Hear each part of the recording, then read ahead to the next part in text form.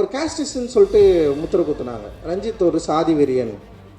விமர்சனம் வரப்போ வந்து உனக்கெல்லாம் ரஜினி வாய்ப்பு கொடுத்தார் பத்தியா, ரஜினியை வந்து எப்படி நீ வந்து ஒரு எஸ்சி டைலாக்கை வந்து வச்சு பேசலாம், எப்படி ரஜினிக்குள்ளே வந்து ஜாதியை கொண்டு வரலாம், நான் இந்த சாதியிலேருந்து வந்தவன், நான் இவ்வளோ வெறி பிடிச்சேன், நான் 10 பேரை வெட்டுவேன், என் படத்தில் வந்து நான் வெட்டினேன்னா மாரில் தான் வெட்டுவேன், முதுகில் என்னைக்காவது என் படத்தில் ஏதோ ஒரு டைலாக் நீங்கள் பார்த்துருப்பீங்க.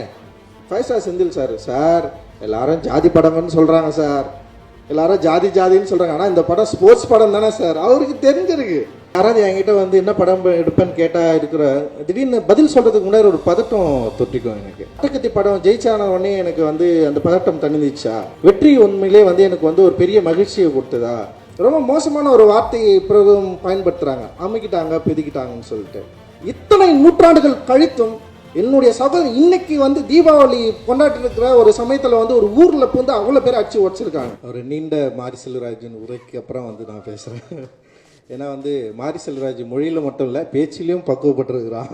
ஏன்னா எல்லாரும் பற்றியும் டீட்டெயிலாக பேசி ஒரு பதட்டம் இல்லாத ஒரு மேடையாக மாறிக்கு இருக்கிறத நான் பார்த்தேன். உண்மையிலேயே அந்த பதட்டத்தை பற்றி கொஞ்சம் பின்னாடி பேசுவோம். ஸோ வந்து இந்த நேரத்தில் வந்து அதித்திக்கு நான் தேங்க்ஸ் சொல்லிக்கிறேன். Thanks Aditi, you given a big victory and it is not possible.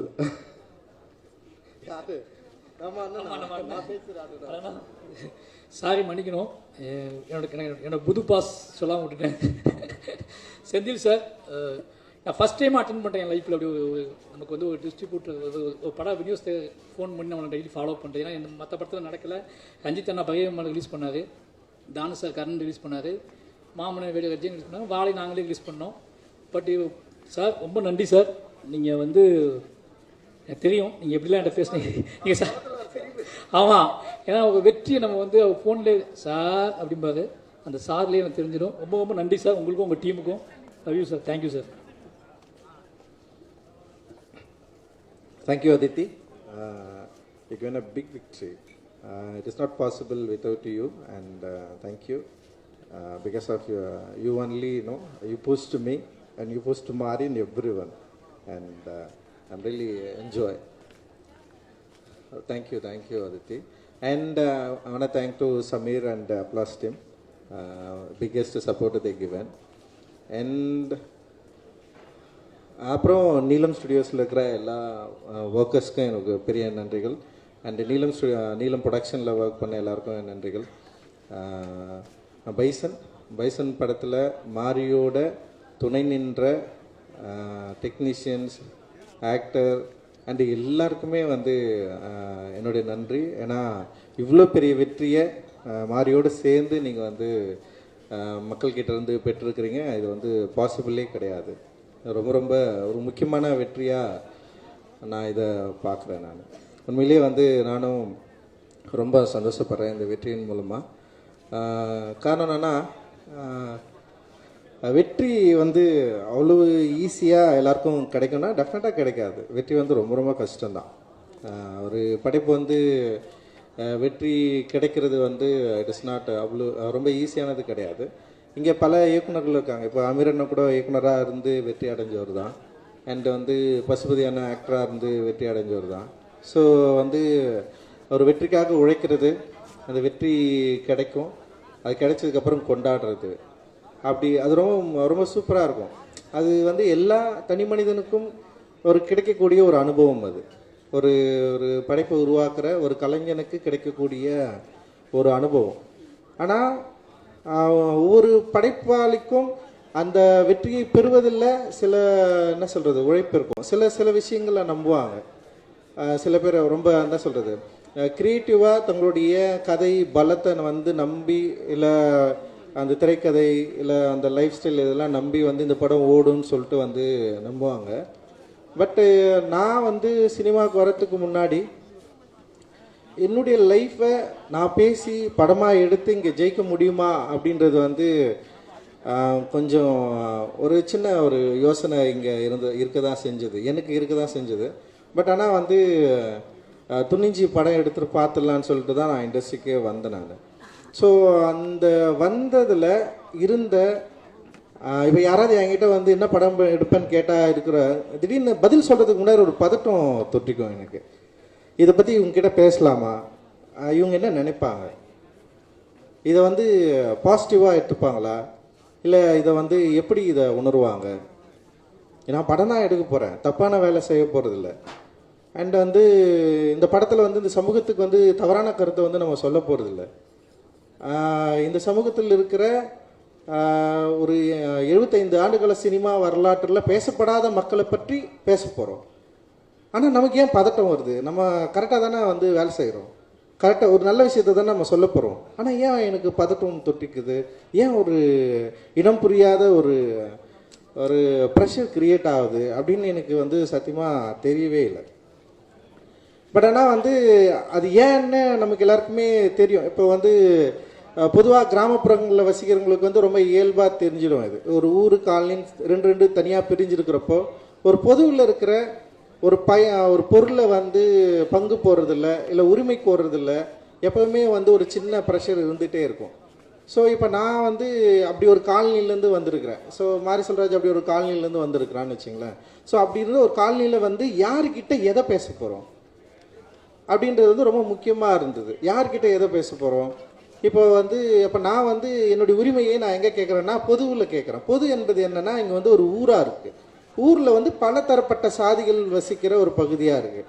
அப்போ அங்கே போயிட்டு நான் என்னுடைய உரிமை கேட்குறப்ப ஃபஸ்ட்டு என்னவா தோணுன்னா வந்து நீ எதுக்கு இங்கே வந்து கேட்குற, நீ வந்து இங்கே வந்து பேசலாமா, உனக்கு இப்போ நம்ம எல்லாரும் ஒன்றா தானே இருக்கிறோம், நீ அங்கே ஒழுங்காக இருந்துடலாம்ல, நீ எதுக்கு இங்கே வந்து இதை பேசி பிரச்சனையாக மாற்றுற, இது பிரச்சனையாக பேசலைன்னா இவ்வளோ நாள் நம்ம எல்லாரும் வந்து நல்லா ஜாலியாக சந்தோஷமாக தானே இருந்தோம். நீ அங்கே இருக்கிற, நான் இங்கே இருக்கிறேன், நீ கோயில் திருவிழாவுக்கு வரியா, நீ அங்கே இரு, நீ வரையா, இது வந்து இதை பார்த்துக்கோ. ஊர் பொது கிணத்துல வந்து நீ தண்ணி எடுக்கக்கூடாது, இல்லை ஊர் குளத்தில் வந்து உனக்கு உரிமை கிடையாது, ஊர் பொது சொத்துல உனக்கு வந்து உனக்கு உரிமை கிடையாது. நான் உரிமைன்னு நான் கேட்டேன்னு வச்சுக்கேன், அங்கே வந்து ஒரு பிரச்சனை ஸ்டார்ட் ஆகுது. இது எப்படி நீ வந்து கேட்கலாம்? இத்தனை நாள் உனக்கு வந்து இது வந்து நான் கொடுக்கவே இல்லையே, நீ எப்படி இவ்வளோ நாள் கலாச்சாரத்தை ஒரு பண்பாடை நீ எப்படி வந்து மீற முடியும் அப்படின்னு சொல்லிட்டு பல பிரச்சனைகள் உருவாகிறத நம்ம வந்து பார்த்துருக்குறோம். கிட்டத்தட்ட இதே மனநிலை தான் நான் சினிமாவில் வந்து இங்கே வந்து படம் எடுக்கிறப்போ, கதை சொல்கிறப்போ, என்னுடைய நான் இப்படி ஒரு படம் எடுக்க போகிறேன்னு சொல்லிட்டு பேசுகிறப்போ, அந்த டைமில் ஊரில் ஒரு பொதுவில் பங்கு கோர்றதுக்கான ஒரு உரிமையை கேட்குறப்போ எனக்கு நிகழ்ந்த, இல்லை என்னுடைய முன்னோர்களுக்கு நிகழ்ந்த, என்னுடைய பகுதியில் மக்களுக்கு நிகழ்ந்த அந்த பதட்டம் எனக்கு இந்த சினிமாவில் எனக்கு உண்டாச்சு. ஸோ அந்த பதட்டம் என்று எனக்கு தணிஞ்சுது. அட்டகத்தி படம் ஜெயிச்சான உடனே எனக்கு வந்து அந்த பதட்டம் தணிஞ்சிச்சா? வெற்றி உண்மையிலே வந்து எனக்கு வந்து ஒரு பெரிய மகிழ்ச்சியை கொடுத்ததா அப்படின்னா வந்து உண்மையிலே வந்து அட்டகத்தி படம் ஜெயிக்கலன்னா என்ன இருக்குன்னு எனக்கு தெரியல. அட்டகத்தி படம் ஜெயிச்சதுனால அடுத்த படம் பண்ணுறதுக்கான வாய்ப்பு கிடைச்சது.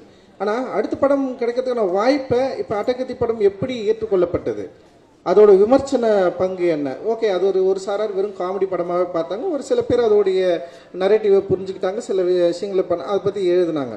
ஆனால் மெட்ராஸ் வந்து எப்படின்னா எல்லாராலும் கொண்டாடப்பட்டதுன்னு பேசப்பட்டாலுமே கூட அப்போ தான் வந்து ஏதோ குறியீடுகளை பற்றி வந்து பேச ஆரம்பிக்கிறாங்க. ஸோ அது வரைக்கும் வந்து ரஞ்சித்ன்றவர் ஒரு இயக்குனராக இருந்தார். அப்புறம் மெட்ராஸ்க்கு அப்புறம் வந்து திரும்பவும் வந்து வேற ஒரு படம் இயக்கியிருக்காரு, ஒரு முழு அரசியல் திரைப்படம்னு சொல்லிட்டு எல்லாருமே ஏற்றுக்கிட்டாங்க. அந்த முழு அரசியல் திரைப்படம் ஏற்றுக்கிட்டதுக்கு அப்புறம் வந்து பல விவாதங்கள் வந்து அப்போ உருவாச்சு. நல்லா எனக்கு ஞாபகம் இருக்குது, வந்து ஒருத்தர் எழுதினார், மெட்ராஸின் டைட்டில் வச்சு எவ்வளோ திமுறா ஒருத்தன் படம் எடுத்துருக்காங்க, ஹிந்துவில் வந்தது. எனக்கு நல்லா ஞாபகம் இருக்குது எப்படி இந்த படத்தை வந்து விட்டாங்க வெளியே. இதே வந்து பாம்பேயில் போயிட்டு பாம்பேன்னு சொல்லிட்டு படம் எடுத்தால் அங்கே இருக்கிற வந்து எல்லாம் அடிச்சு காலி பண்ணியிருப்பாங்க, ஓட விட்டுருக்க மாட்டாங்க. ஆனால் இவங்க வந்து பாரு மெட்ராஸ்னு ஒரு படம் எடுக்கிறான்னு சொன்னாங்க. எனக்கு ரொம்ப புதுசாக இருந்தது, இப்படி ஒரு நெரேட்டிவ் எப்படி இவங்களால் உருவாக்க முடிஞ்சது.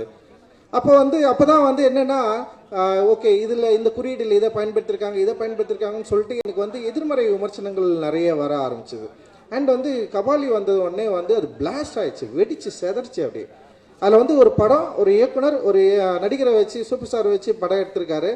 ஆனால் மெட்ராஸ்ன்னு ஒரு படம் நான் பண்ணலன்னா சூப்பர் ஸ்டார் ரஜினிகாந்த் எனக்கு அந்த படத்தை வாய்ப்பு கொடுத்துருப்பாரா? ஆனால் ஒவ்வொரு முறையும் வந்து விமர்சனம் வரப்போ வந்து உனக்கெல்லாம் ரஜினி வாய்ப்பு கொடுத்தாரு பத்தியா, ரஜினிகாந்தை வச்சு நீ வந்து எப்படி இந்த டைலாக்கை பேசலாம், எந்த டைலாக்கை பேசலாம்? அவ்வளவு மோசமாக பயங்கர பிளாஸ்டாக வந்து வெடித்த உடனே வந்து நான் என்ன பண்ணுறதுன்னு எனக்கு தெரியல. நான் அப்போ வந்து மெட்ராஸ் கொண்டாடுற மாதிரி வந்து கபாலியை வந்து இவங்க உண்மையிலேயே வந்து கபாலியோடைய வெற்றி அப்படின்றது வந்து தயாரிப்பாளர் தானுக்கு தெரியும். மற்ற படங்களை காட்ட ஃபர்ஸ்ட் வந்து படம் ரிலீஸ் ஆகிறதுக்கு முன்னாடி 100 கோடி ரூபாய் லாபம் ஈட்டின படம் வந்து கபாலி. ஒரு படம் வணிக ரீதியாக வெற்றி பெற்றது மட்டும்தான் இங்கே வெற்றியானா, பல படங்கள் வணிக ரீதியாக வெற்றி பெற்று கொண்டாடப்பட்டிருக்கு. இங்கே விமர்சன ரீதியாக மிக மோசமாக விமர்சிக்கப்பட்டாலும் அந்த படம் வெற்றி படமாக வணிக ரீதியில் வந்து பெரிய அளவில் கலெக்ட் ஆச்சுன்னா வெற்றி படமாக கொண்டாடப்பட்டிருக்கு. ஆனால் கபாலியை வந்து இவர்கள் வந்து மிக மோசமாக விமர்சித்தாங்க. ரஜினியை வந்து எப்படி நீ வந்து ஒரு எஸ்சி டைலாக்கை வந்து வச்சு பேசலாம், எப்படி ரஜினிக்குள்ளே வந்து ஜாதியை கொண்டு வரலாம், எனக்கு உண்மையிலேயே வந்து அதை எப்படி கையாளுறதுன்னு எனக்கு தெரியல.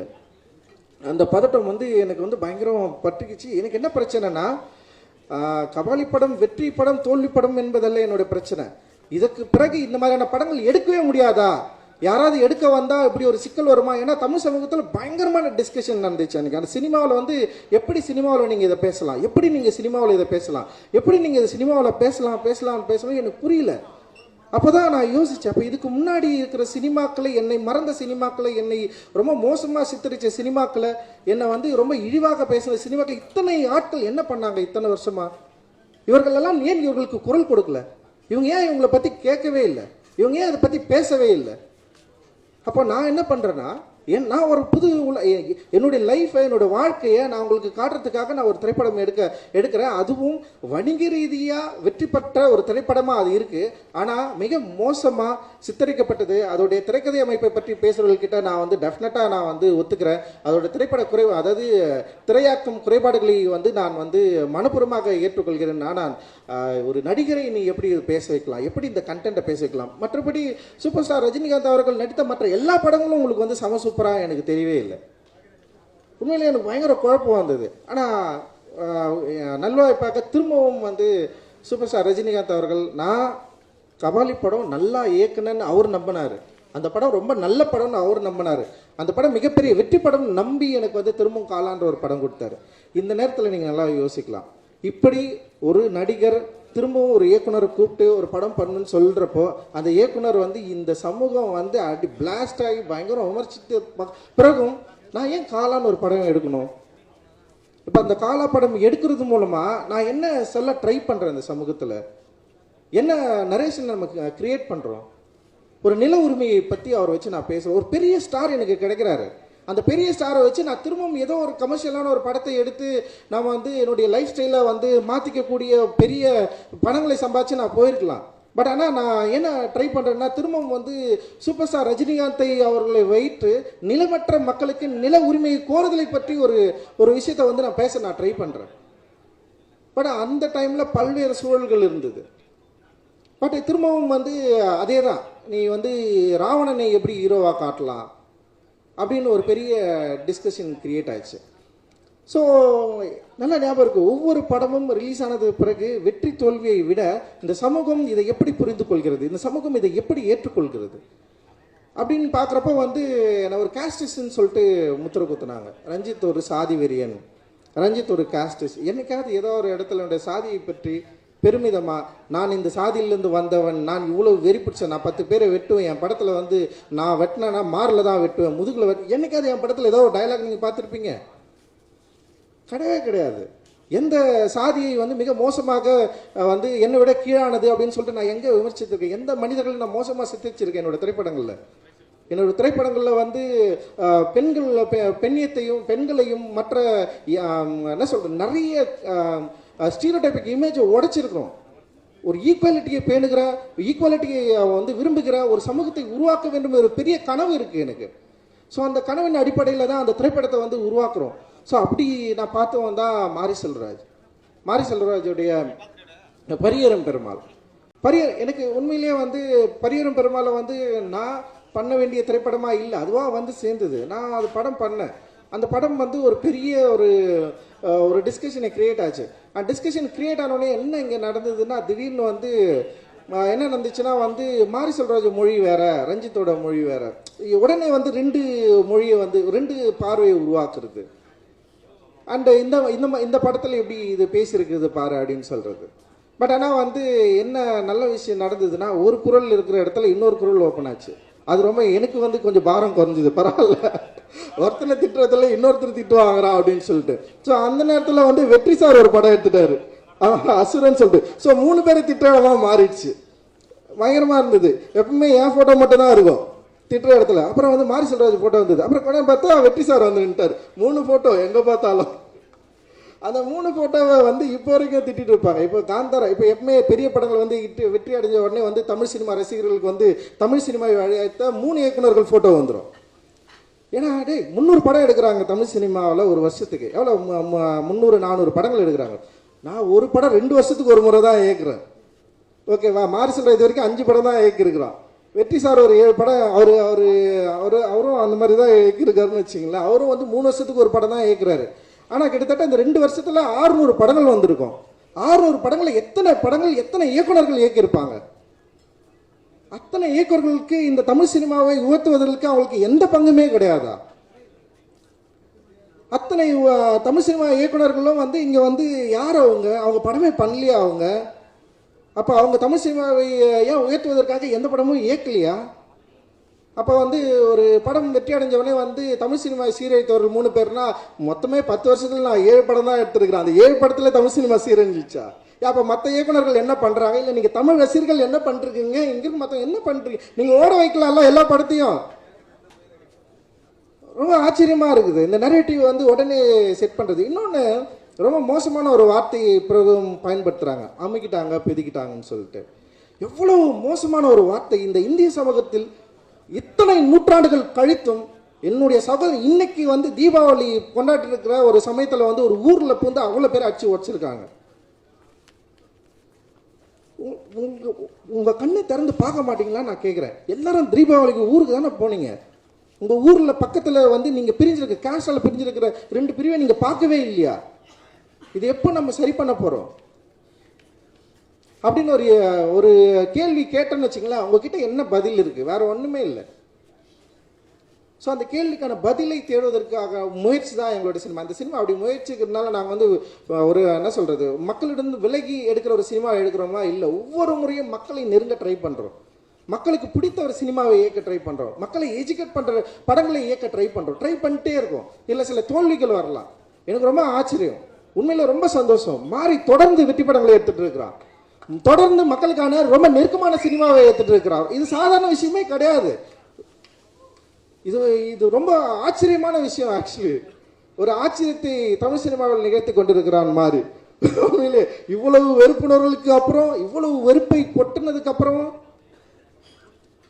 என்ன ஆயிடுச்சுன்னா வந்து திடீர்னு வந்து இப்போல்லாம் வந்து படம் வரதுக்கு முன்னாடியே ஒரு நெரேட்டிவ் செட் பண்ணுறாங்க. இந்த படங்கள்லாம் நம்ம பார்க்கக்கூடாது, இந்த படங்களை போகாதீங்க, இந்த படங்களில் ஜாதி பேசுவாங்க. இப்போ உண்மையிலே வந்து சார் இருக்கார்ல, ஒரு 5 ஸ்டார் செந்தில் சார் எல்லாரும் ஜாதி படங்கன்னு சொல்கிறாங்க சார், எல்லாரும் ஜாதின்னு சொல்கிறாங்க. ஆனால் இந்த படம் ஸ்போர்ட்ஸ் படம் தானே சார். அவருக்கு தெரிஞ்சிருக்கு இந்த படம் ஸ்போர்ட்ஸை ரொம்ப முதன்மையாக வச்சு பேசியிருக்கு. ஒரு ஸ்போர்ட்ஸ் மேனாக வரத்துக்கு ஒரு பையனுக்கு அவனுடைய சமூகத்தில் இருக்கிற அந்த பிரிவினைவாதம் எவ்வளவு அவனை அழுத்துது, அதிலிருந்து அவன் வெளியேற எவ்வளோ துடிக்கிறான். ஆனால் மாறி வந்து ரொம்ப கவனமாக ஒரு சந்தானராஜை உருவாக்குறான். அவர் பேர் சந்தானராஜை உருவாக்கியிருக்கிறான். அண்ட் கந்தசாமி கேரக்டரை ரொம்ப பயங்கரமாக வேலிடாக வந்து ரொம்ப கவனமாக கையாண்டிருக்கிறான். எந்த விதத்திலும் இந்த பொது சமூகத்திலிருந்து வேறுபட்டு விடக்கூடாது, எந்த விதத்திலும் மிக மோசமாக மக்களை பிரித்தாள்கிற ஒரு சினிமாவை எடுத்துடக்கூடாதுன்னு சொல்லிட்டு ரொம்ப அக்கறையும் அன்பும் இருக்கு. அந்த அன்பு தான் ஈக்குவாலிட்டி. அந்த ஈக்குவாலிட்டியை கோருவது எப்படி வந்து இன்னொரு மனிதனை எதிர்ப்பதாக மாறும். ஒரு மனிதனுக்குள்ள இருக்கிற பிரச்சனையை பற்றி பேசுறதுனாலே ஒரு மனிதனை எதிர்ப்பது கிடையாது. இன்னொரு மனிதன் எப்படி வெறுப்பாக பார்க்க முடியும்? அப்படி வெறுப்பாக பார்த்தா நீ என்னை வெறுப்பாக பார்க்குற மாதிரி வந்து நானும் உன்ன மாதிரி நானும் ஒரு மாதிரி மாறிடும்ல. அன்பு மட்டும்தான் இங்கே பிரதானம். எப்படியாவது நம்ம எல்லாரும் ஒன்று சேரணும், எப்படியாவது இந்த சினிமாக்கள் மூலமாக இருக்கிற வெறுப்பை வந்து அழிக்கணும், அழிச்சு மாற்றணும் அப்படின்ற முயற்சி தான் இது. ஆனால் வந்து என்ன ஆகுதுன்னா வந்து அதிகப்படியான வெறுப்பு அப்படியே கிரியேட் பண்ணுறாங்க. ஒரு படம் ரிலீஸ் ஆகிறதுக்கு முன்னாடி, மாறி படம் ரிலீஸ் ஆகிறதுக்கு முன்னாடி பயங்கரமாக எழுதாங்க, இந்த படம் பார்க்கக்கூடாது, இந்த படம் யாரும் போகாதீங்க, இது ரொம்ப தப்பான படம், டியூடுக்கு போங்க, டியூடுக்கு போடான்னாங்க. டியூட் டைரக்டர் வச்சு ரொம்ப நல்ல விஷயம் பண்ணார் அவர். உண்மையிலேயே ரொம்ப சந்தோஷமாக தான் இருக்குது. அண்ட் கமர்ஷியல் சினிமா அப்படின்ற ஒரு திரைப்படமும் சரி, இல்லை வந்து இங்கே வந்து சமூக நோக்கில் ஒரு சோசியலாக ஒரு அவேர்னஸை கிரியேட் பண்ணும், அதே நேரத்தில் மக்கள் கூட நெருங்குற சினிமாவும் சரி, இன்றைக்கி வந்து பலதரப்பட்ட இளைஞர்கள் உள்ளே வந்ததுக்கப்புறம் இங்கே தமிழ் சினிமாவுடைய போக்கு டெஃபினட்டாக மாறி இருக்கு. இது நிச்சயமாக ஸ்டாண்டர்டாக ஒரு நல்ல இடத்துக்கு போகும்னு நான் நம்புகிறேன். நான் நீங்க விரும்புற இதே வந்து இந்தியாவே வியக்கக்கூடிய பல 100 கோடிகளை எடுக்கக்கூடிய திரைப்படங்கள் எடுக்கக்கூடிய யங்ஸ்டர்ஸ் நம்முடைய தமிழ் சினிமாவில் நிறைய பேர் இருக்கிறாங்க. டெஃபினட்டா அச்சீவ் பண்ணுவாங்க. அந்த அச்சீவ் பண்றதுக்கான ஒரு வாய்ப்பை தான் நம்ம வந்து திரைமொழியில நம்ம வந்து உருவாக்கிட்டு இருக்கோம். இந்தியா லெவலில் வேர்ல்ட் லெவலில் தமிழ் சினிமாவுடைய போக்கு, தமிழ் சினிமாவுடைய இயக்குநர்கள், தமிழ் சினிமாவுடைய அந்த மொழி, அந்த ஃபிலிமை வந்து பயங்கரமா கொண்டாடிட்டு இருக்காங்க. இங்க வெறும் விமர்சன ரீதியா இல்ல வந்து வெறும் வணிக ரீதியா மட்டும் வெற்றி பெற திரைப்படங்கள் மட்டும் கொண்டாடுறது மட்டும் கிடையாது இல்ல. ஸோ இன்னொரு இருக்கு, அதுதான் சொல்றேன். ஒரு 7 படங்கள் தானே நாங்க எடுத்துட்டு போறோம். மீதி 200 டைரக்டர்கள் 200 படம் எடுக்கிறீங்களா, பயங்கரமா எடுங்கன்னு நான் சொல்றேன். யார் நம்மளை தடுக்கிறது? தடுக்கிறதுக்கான வாய்ப்பே இல்லைல்ல. ஸோ இந்த வெறுப்பை எப்படி வந்து வெற்றியா மாற்றுறது அப்படின்றத வந்து உண்மையிலேயே மாறி வந்து சம சூப்பரா தெரிஞ்சு வச்சிருக்கிற ஒரு இயக்குனரா நான் வந்து பார்க்குறேன். அண்ட் ரொம்ப நிதானமா தன்னுடைய கலையின் மூலமாக ரொம்ப நிதானமா ஒரு கதையை ரொம்ப நம்பி அதில் இருக்கிற சிக்கல்கள் எனக்கு தெரியும். எனக்கு ரொம்ப பயம்.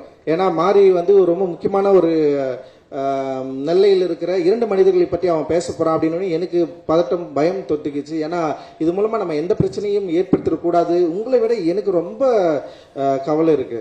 ஸோ அப்படி இருக்கிறப்ப வந்து நான் பயந்துட்டே இருந்தேன். படம் ரிலீஸ் ஆகிட்டு தியேட்டர்ல இருந்து என்ன சொன்னாங்க, ஃபர்ஸ்ட் நான் அவங்ககிட்ட ஃபோன் பண்ணதே மக்கள் என்ன சொல்றாங்க, நெல்லையில் என்ன சொல்றாங்க. ஏன்னா இங்க வட தமிழகத்தில் வந்து அது ஒரு அந்த கதையை வந்து வேற மாதிரி புரிஞ்சுப்பாங்க. பட் ஆனால் அங்கே வந்து எப்படி புரிஞ்சுக்கிறாங்க, என்ன சொன்னாங்கன்னு தான் அவங்ககிட்ட கேட்டேன். அவன் சொன்னா இல்லைன்னா சம்மந்தப்பட்டவர்கள் எல்லாருமே படம் பார்த்துட்டாங்க, அவங்களுக்கு வந்து ரொம்ப திருப்தியா இருந்தது அப்படின்னு அவன் சொன்னான். உண்மையிலேயே எனக்கு அப்பதான் வந்து ரிலாக்ஸ் ஆச்சு. அதுக்கப்புறம் நான் ரிலாக்ஸ் ஆனது என்னதுன்னா 5 ஸ்டார் அண்ணங்க வந்து அவர் ஃபோன் வருமா, அவர் என்ன சொல்றாரு, அவர் வந்து அவருடைய போட்ட அவரு இன்வெஸ்ட்மெண்ட் பண்ண பணம் வந்து வந்துருமா அப்படின்னு தான் இன்னைக்கு வரைக்கும் நான் வந்து வெயிட் பண்ணிட்டு இருக்கேன். அண்ட் வந்து என்னை நம்பி தயாரிப்பின் என்னோடு சேர்ந்து பங்கு பெற்ற அந்த கப்லாஸ் நிறுவனமும் சரி, அந்த அதித்தியும் சரி, எல்லாருமே இந்த படத்துல திருப்தி அடைஞ்சாங்களா, திருப்தி அடையணும் அப்படின்றது தான் எங்களுடைய மிகப்பெரிய நோக்கமாகவும் இருக்கு. ஏன்னா இந்த படம் வந்து வெற்றி பெற்றே ஆகணும். வெற்றி பெறலன்னா திரும்பவும் வந்து என்ன பண்றது, இந்த மாதிரி படம் எடுத்தா ஓடாது, இது வந்து இவனுங்க இப்படிதான் ஆகணும் அப்படின்னு பேச ஆரம்பிச்சிருவாங்க. அண்ட் வந்து அந்த வெறுப்புக்குள்ள நம்ம வந்து சிக்காம ஒரு வெற்றியை இந்த மாதிரி வந்து மக்கள் கொண்டாடுற ஏற்றுக்கொள்ளப்பட்ட, இன்னும் சொல்லப்போனா உண்மையிலேயே இந்த மாதிரி படம் எடுக்கிறவர்களுக்கு சப்போர்ட்டா சோசியல் மீடியாவில் பயங்கரமான ஒரு சப்போர்ட் இருக்கு. ஆக்சுவலி அவங்க என்னன்னா வர வெறுப்புகளை எங்களை நோக்கி தள்ளாம தடுத்து வந்து படம் பயங்கரமா இருக்கு, சூப்பரா இருக்குன்னு சொல்லிட்டு எழுதி தள்ளிட்டே இருக்காங்க. இவங்க யாருமே பெய்ட் கிடையாது, நல்லா புரிஞ்சுக்கணும். எல்லாருக்கும் ஒரு குரூப் இருக்கு, எதிர்க்கிறதுக்கு கூட வேணா ஒரு குரூப்பா சேர்ந்து எல்லாம் செயல்படுறாங்க. ஆனா வந்து இந்த படத்தை நல்ல படம் கொண்டாடுறதுக்கு அவ்வளவு மக்கள் இருக்கிறாங்க. அண்ட் சோசியல் மீடியாவில் வந்து பெரிய அளவில் சப்போர்ட் கிடைச்சது. ஃபர்ஸ்ட் 2 டேஸ்ல வந்து பயங்கரமா நரேட்டிவ் செட் பண்ணதுக்கு அப்புறமும் கூட இது மாறுச்சு. ஏன்னா தங்களானுக்கு படம் ரிலீஸ் ஆகிறதுக்கு மட்டும் ஒரு பெரிய நரேட்டிவ் செட் பண்ணாங்க. நான் என்னைக்கோ எங்கேயோ பேசினது, வேற கண்டென்ட்ல பேசினது எடுத்து வந்து பேப்பர் கப்ல டீ குடிச்சா வந்து தீண்டாமையா அப்படின்னு கொண்டு வந்தாங்க. ஒரு 3 நாள் பயங்கரமா பேசினாங்க. எனக்கே தெரியல எதுக்கு நான் இப்ப எடுத்து வந்து இதை பேசுறாங்கன்னு சொல்லிட்டு. அப்ப ரொம்ப ஆச்சரியமா இருந்தது. ஒரு திரைப்படத்தை வணிக ரீதியா தோல்வி அடைய வைக்க வேண்டும் என்று ஒரு ரொம்ப என்ன சொல்றது கன்ஸ்ட்ரக்டிவா இங்க வந்து ஒர்க் பண்ணாங்க. அதை வந்து மாறி தன்னுடைய கலை திறமையால தன்னுடைய திரைப்படத்தினால மிகப்பெரிய அவங்களுக்கு தோல்வியை கொடுத்து நமக்கு வந்து ஒரு பெரிய வெற்றியை உருவாக்கி கொடுத்துருக்குறான். அண்ட் வந்து நான் ரொம்ப பாசிட்டிவா அதை சொல்றேன். நான் ரொம்ப பதட்டமா அந்த சினிமாக்குள்ள நான் வந்திருக்கலாம். அண்ட் இன்னைக்கு வரைக்கும் வந்து எதிர்மறையான விமர்சனங்கள் வந்து நிறைய இருக்கலாம், வெறுப்பு இருக்கலாம். அதை மீறி ஒரு பெரும் மக்களுடைய ஆதரவு இருக்கு. அந்த பெரும் மக்கள் என்பது என்னுடைய சமூகத்தை சார்ந்தவர்கள் மட்டும் நான் இங்க வந்து சொல்ல, பல சமூகத்தை சார்ந்த மக்கள், ஈக்குவாலிட்டியை விரும்புகிற மக்கள், இங்க இருக்கிற மக்கள் எல்லாரும் வந்து ஒன்னா மாறணும், இங்க சாதி படிநிலையில் இருக்கிற பிரச்சனையை வந்து அழிக்கணும்னு துடிக்கிற ஒவ்வொரு இளைஞர்கள், ஒவ்வொரு இளைஞர்கள், அவ்வளவு பாசிட்டிவான மக்கள் நிறைய பேர் இருக்கிறாங்க. அவர்களுக்கு தேவை ஒரு நல்ல படைப்பு. அந்த நல்ல படைப்பை கொடுத்தா டெஃபினட்டா கொண்டாடுவாங்க அப்படின்றதுக்கு வந்து மிகப்பெரிய உதாரணம் பைசன் அப்படின்னு நான் வந்து சொல்றேன். அண்ட் ரொம்ப ரொம்ப நன்றி. சமீபத்தில் வந்து ஒரு என்ன சொல்றது படம் பார்த்துட்டு ஒரு இந்த மாதிரி தான் ப்ரெஸ் மீட் படம் பார்த்துட்டு ஒரு டைரக்டர் படம் போட்டு காட்டிருக்காரு ப்ரெஸ் பீப்புளுக்கு. வெளியே வந்து பேசுறப்போ ஒரு ப்ரெஸ்ஸில் இருக்கிற ஒரு அண்ணன் கேட்கிறாரு, ஏற்கனவே இந்த தமிழ் சினிமாவை சீரழித்த அந்த 2 இயக்குநர்கள் போதாதா, நீங்க வேற வரணுமான்னு ஒருத்தர் கேட்டாரு. உண்மையிலேயே எனக்கு வந்து அவருடைய கோபத்தை நான் இன்னைக்கு வரைக்கும் புரிஞ்சுக்க நான் ட்ரை பண்றேன். ஏற்கனவே தமிழ் சினிமாவை சீரழித்த 2 இயக்குநர்கள், இல்லை 3 இயக்குனர்கள் அப்படின்றப்போ நான் இன்னும் பக்குவப்பட நான் ட்ரை பண்ணுறேன். ஓகே, அவங்க வந்து உங்களுடைய கோவத்தை நான் புரிந்து கொள்ள ட்ரை பண்ணுறேன். புரிந்து கொண்டு உங்களோட கோவத்துக்கு பயந்து நான் படம் எடுக்காமல் போக போகிறதில்ல. மாரியோ படம் எடுக்காம போக போகிறதில்ல. இங்கே இருக்கிறவங்க யாருமே படம் எடுக்காமல் போக போகிறதில்ல. பட் உங்கள் கோவத்தை புரிந்து கொண்டு உங்கள் கோவத்தோடு எதிர் நின்று சமராடுவதற்கான மனநிலை உள்ள ஒரு திரைப்படத்தை உருவாக்குவதற்கு தான் எங்களுடைய நோக்கமே தவிர உடனே இது வந்து விட்டு ஓடுறது கிடையாது எங்களோட நோக்கம். நிச்சயமாக இன்னும் நிறைய தளங்களில் இறங்கி வேலை செய்ய போகிறோம், நிறைய ஒர்க் பண்ண போகிறோம். நிச்சயமாக உங்களுடைய சப்போர்ட்டு தேவை. என்னுடைய அட்டகத்தி படத்திலிருந்து இன்னைக்கு வரைக்கும் மாரிக்கும் சரி, எனக்கும் சரி, அண்டு இங்கே இருக்கிற நிறைய நல்ல முற்போக்கான இயக்குநர்களுக்கும் சரி, பத்திரிகைகள் வந்து என்றைக்குமே வந்து சப்போர்ட் பண்ணதில்லை. எதிர்மறை விமர்சனங்கள் உள்ள பத்திரிகையாளர்கள் கூட நல்ல திரைப்படங்கள் எங்கள் சைட்லேருந்து அவங்க மறுக்க முடியாத திரைப்படங்கள் வரப்போ எங்களை கொண்டாடி தீர்த்துருக்காங்க. எனக்கு தெரியும் நிறைய பத்திரிகையாளருக்கு என் மேலே வந்து நிறைய எதிர்மறையான எண்ணங்கள் இருக்குது. அவங்க நிறைய திட்டி தீர்த்துருக்காங்க, எழுதியிருக்காங்க, பக்கம் பக்கமாக என்னென்னவோ பேசியிருக்காங்க. பட் அவங்க எல்லாருமே வந்து இன்னைக்கு வந்து பைசனை கொண்டாடியதை நான் பார்த்தேன், பைசனை எழுதி பாராட்டினதை நான் வந்து பார்த்தேன், அண்டு இந்த படத்திற்கு பிரச்சனையை சரியாக புரிந்து கொண்டு பேசினதை நான் வந்து பார்த்தேன். ஸோ இதுதான் அதாவது திட்டியவர்கள் கூட பாராட்டுற ஒரு மனநிலையை உருவாக்கக்கூடிய ஒரு சினிமாவை தொடர்ந்து எடுத்துக்கொண்டிருக்கிறோம் அப்படின்ற பெரிய மகிழ்ச்சியும் சந்தோஷமும் இருக்கு. அதே நேரத்தில் மக்களுக்கு பயன்படக்கூடிய அண்டு அதே நேரத்தில் வந்து தயாரிப்பாளர்கள் வந்து எங்களை நம்பி இன்வெஸ்ட் பண்ணுறவங்க வந்து அவங்களுடைய முகம் எப்பவுமே மலர்ச்சியாக இருக்கக்கூடிய, சந்தோஷமாக இருக்கக்கூடிய, திரும்பவும் அந்த பணத்தை வந்து எடுத்துக்கக்கூடிய, ரொம்ப கவனமாக இருக்கக்கூடிய சில அந்த மாதிரியான படங்கள் தான் நாங்கள் வந்து தொடர்ந்து எடுத்துகிட்டு இருக்கிறோம். அண்டு இப்படி ஒரு வாய்ப்பை எங்களுக்கு நல்கி கொண்டிருக்கிற, இப்படி ஒரு வெற்றியை எங்களுக்கு தொடர்ந்து அளித்து கொண்டிருக்கிற திரை ரசிக பெருமக்களுக்கும் தமிழக மக்களுக்கும் அண்ட் வந்து இங்கே இருக்கிற ஒட்டுமொத்த பத்திரிகையாளர்களுக்கும் எங்களோடு தொடர்ந்து வேலை செய்து கொண்டிருக்கிற டெக்னீஷியன்ஸ், ஈச் கிராஃப்ட் இருக்காங்க, நிறைய பேர் இருக்காங்க.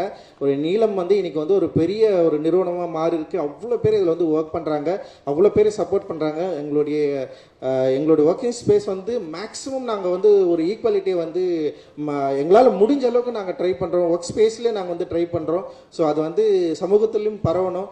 அண்டு திரைத்துறையிலையும் வந்து முக மலர்ச்சியோடு எங்களோட திரைப்படங்கள் வரப்போ ஏற்றுக்கணும். படம் நல்லா இல்லைன்னா நல்லா இல்லைன்னு திட்டுங்க, நல்லா இருக்குன்னா நல்லாரும் பாராட்டுங்க. ஆனால் படமே எடுக்கக்கூடாதுன்ற ஒரு எண்ணத்தை நீங்கள் கைவிடுவது நல்லது அப்படின்னு சொல்லிட்டு இந்த நேரத்தில் உங்களுக்கு வந்து நான் சொல்லி விடைபெறுகிறேன். நன்றி, மகிழ்ச்சி, தேங்க்யூ, ரொம்ப நன்றி எல்லாருக்கும்.